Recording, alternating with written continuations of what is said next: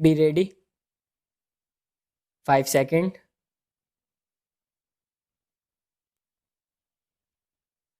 Start.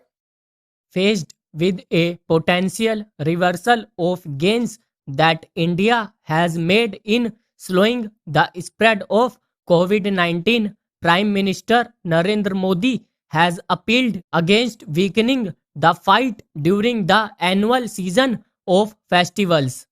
Over the past 6 months, numerous individuals' events have enabled the infection to explode and spread. These have ranged from the opening of wholesale markets and political gatherings to big funerals. Many were infected when places of worship were allowed to be closed. Mr. Modi's appeal, which comes during the Navratri celebrations and ahead of Dasara, Deepavali, and other festivals, is to be welcomed. Although the opportunity to caution the public was not grasped early enough. Also, in spite of the call to mask up on October 8 as part of a communication campaign he launched, its visibility has remained low. Moreover, virus estimations remain a mosaic of data without a standardized system for testing, tracing, and isolation across states. Only broad brush statistics are available even as the economy has reopened. The Union Health Ministry's data point to a rising trend in daily cases in Bihar, Delhi, Maharashtra, Manipur, and West Bengal, while Andhra Pradesh, Karnataka, and Tamil Nadu, with their high levels of incidence earlier, have starting showing a decline in test positivity rates, a more reliable metric than absolute cases. Kerala has experienced a wave blamed on lax behavior during Onam. Health messaging on the dangers of another wave of infections can be effective if it is not drowned by repeated emphasis of massive recoveries.